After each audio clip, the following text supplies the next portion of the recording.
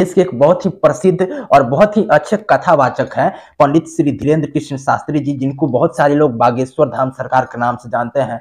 एक कथावाचक को गाली इस देश में दिया जा रहा है, हिंदुत्व पे प्रश्न उठाया जा रहा है। बहुत सारे लोग हैं जो हमारे भगवान राम कृष्ण और हिंदुओं के 33 कोटि देवी देवताओं पर प्रश्न उठा रहे हैं। यदा यदा ही धर्मस्य ग्लानिर्भवति भारत अभ्युत्थानम धर्मस्य तदात्मानं सृजाम्यहम् परित्राणाय साधूनां विनाशाय च दुष्कृता धर्म संस्थापनार्थाय संभवामि युगे युगे। मुर्गी के अंडे के बराबर दिमाग लेकर के सनातन हिंदू धर्म को तुम नहीं पहचान सकते हो, उसको नहीं जान सकते हो। आजकल हमारे देश में देश विरोधी तत्वों की संख्या बहुत तेजी से बढ़ रही है और देशभक्तों की संख्या बहुत तेजी से घट रही है। कारण यह है कि आजकल इस देश के हिंदू सोए हुए हैं और सपोर्ट करना छोड़ दिए हैं। यही वजह है कि बहुत सारे लोग हैं जो अपने यूट्यूब चैनल को छोड़ करके धीरे धीरे अतीत की तरफ प्रस्थान कर रहे हैं और हिंदू हित में बोलना छोड़ दिए हैं, देश हित में बोलना छोड़ दिए हैं, देश हित की आवाज उठाना छोड़ दिए हैं। और जो निगेटिव बोल रहे हैं, जो देश विरोधी बातें बोल रहे हैं, जो हमारे देवी देवताओं को गालियां दे रहे हैं,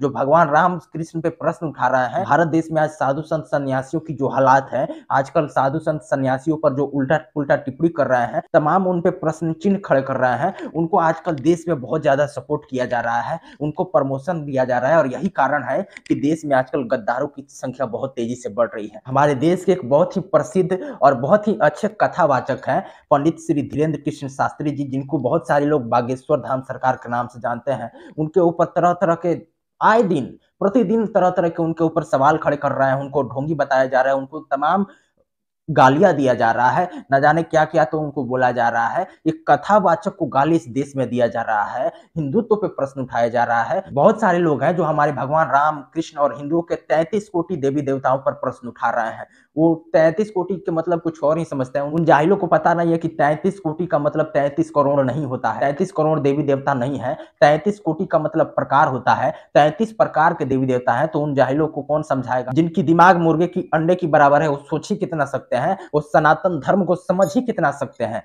महाभारत का युद्ध चल रहा था, उसमें भगवान श्री कृष्ण कुरुक्षेत्र में अर्जुन से कहे थे कि हे अर्जुन, यदा यदा ही धर्मस्य ग्लानिर्भवति भारत अभ्युत्थानम धर्मस्य तदात्मानं सृजाम्यहम् परित्राणाय साधूनां विनाशाय च दुष्कृता धर्म संस्थापनार्थाय संभवामि युगे युगे।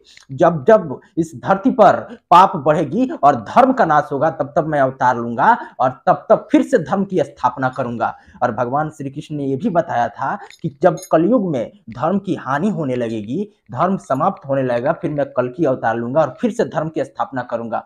तो यही वजह है कि आजकल राक्षसों की संख्या बहुत तेजी से बढ़ रही है। लेकिन भगवान श्री कृष्ण ने यह भी कहा था कि आप कर्म करते रहिए, फल की चिंता मत करिए। तो हमारा कर्म है हिंदुत्व को बचाना, हिंदुत्व को बरकरार रखना, अपने मातृभूमि के लिए आवाज उठाना, अपने भारत को सुरक्षित रखना।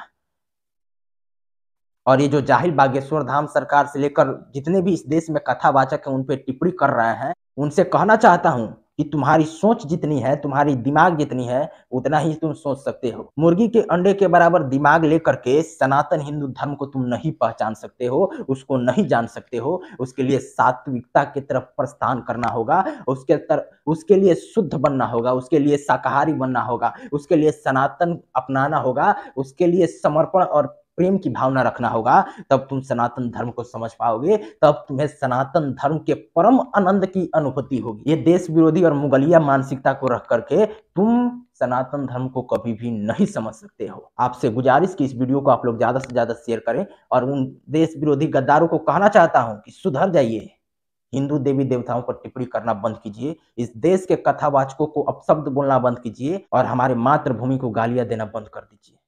बहुत बहुत धन्यवाद। जय श्री राम।